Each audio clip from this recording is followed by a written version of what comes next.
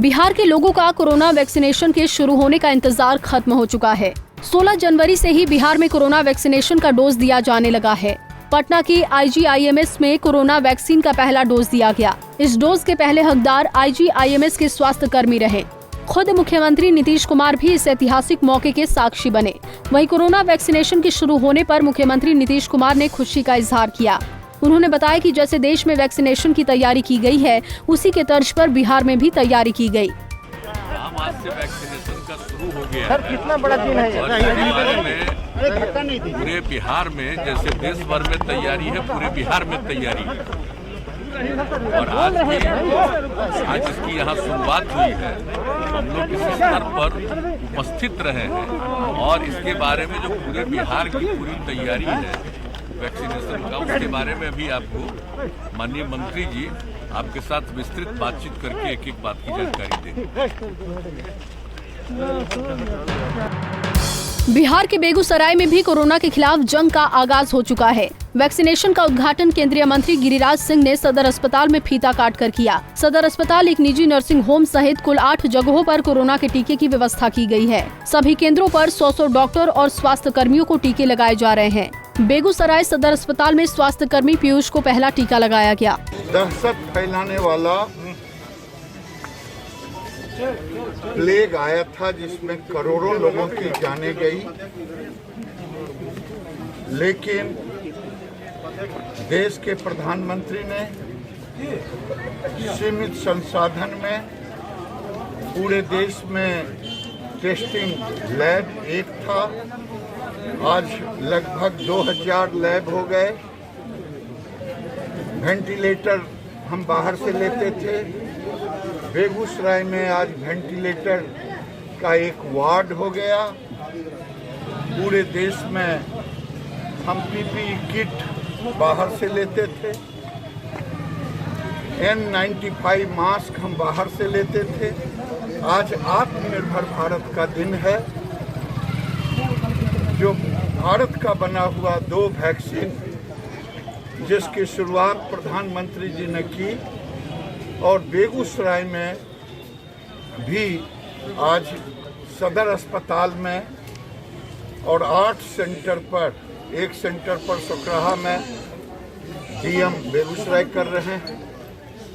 और first phase में उन लोगों को रखा गया है जो कोरोना के लिए अपनी जान परवाह किए बगैर लोगों की सेवा कर रहे थे। वो डॉक्टर थे, सफाई कर्मी थे, सुरक्षा कर्मी थे, मीडिया कर्मी थे।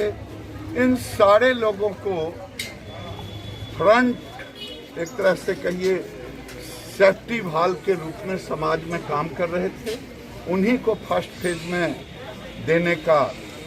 और अब लेकिन प्रधानमंत्री ने कहा है, हम भी आग्रह करेंगे, वैक्सीन लेने के बाद भी सैनिटाइजेशन और मास्क जरूरी है। बेगूसराय में और बिहार पूरे देश में रिकवरी में 1 नंबर रहा। बेगूसराय भी उस रिकवरी में 1 नंबर रहा। तो मैं सबको आज के दिन बधाई देता हूं, धन्यवाद देता हूं, पूरे डॉक्टर टीम को, सिविल सर्जन को, DM को, कि उन्होंने पूरे संजीता के साथ कोरोना पर कंट्रोल किया। और आज से वैक्सीन शुरू हो गया है आत्मनिर्भर भारत में। ये भारत के लिए आज सुखद का दिन। वैक्सीन को लेकर कई तरह के अफवाह भी फैलाया जा रहा है, कुछ लोग विरोध भी कर रहे हैं, क्या कहेंगे? देखिए, इस देश का दुर्भाग्य है कि जब सीमा पर हमारे सैनिक हम सर्जिकल स्ट्राइक करते हैं तो भी सवाल खड़े करते। जब भारत के वैज्ञानिक आत्मनिर्भर भारत के तहत कोविड के लिए वैक्सीन बनाते तो भी करते। मुझे उनके बुद्धि पर तरस आता है। लगता है कि आत्मनिर्भर भारत वो उसके विरोध में। फारबिसगंज A&M कॉलेज में कोरोना वैक्सीनेशन की शुरुआत की गई। पहले चरण में कुल 100 स्वास्थ्य कर्मियों और आंगनबाड़ी सेविकाओं को वैक्सीन दिया गया। वैक्सीनेशन को लेकर ANM कॉलेज को दुल्हन की तरह सजाया गया। इस दौरान अधिकारियों की फौज वैक्सीनेशन के दौरान डटी रही। कैमूर जिले में कुल 8 केंद्रों पर कोरोना वैक्सीनेशन की शुरुआत की गई, जिसमें एक निजी अस्पताल सहित 7 सरकारी केंद्र शामिल हैं। कैमूर जिला अधिकारी नवदीप शुक्ला ने शुरुआत की। प्रत्येक सेंटर पर एक दिन में 100 लोगों को कोरोना वैक्सीन का डोज दिया गया। प्रधानमंत्री के उद्घाटन के बाद ही जहानाबाद सदर अस्पताल स्थित GNM नर्सिंग स्कूल में कोरोना वायरस के टीकाकरण का शुभारंभ किया गया। सबसे पहले सिविल सर्जन के ड्राइवर अनिल कुमार सिंह को कोरोना का टीका दिया गया। बिहार में आज से शुरू होने वाले टीकाकरण अभियान के लिए मेड इन इंडिया वैक्सीन की पहली खेप को पटना समेत बिहार के सभी वैक्सीन सेंटर पहुंचाया गया। वो ऐतिहासिक पल जिसका हम सब लोगों को सपने में भी इंतजार था कि आखिर वो दिन कब आएगा जब संपूर्ण मानव जाति अपने जीवन को बचाने के लिए कोरोना के खिलाफ किसी दवा का इजाद कर पाएगी और उस दवा का उपयोग मानव शरीर पर हो पाएगा।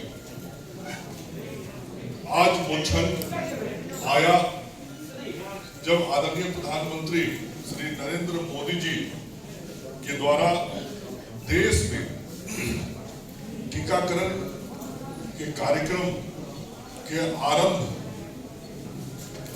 की जानकारी दी गई और उनके द्वारा टीकाकरण के आरंभ के साथ ही संपूर्ण देशवासियों को आज के इस ऐतिहासिक दिवस पर और महत्वपूर्ण समय पर भविष्य के लिए शुभकामनाएं मिली।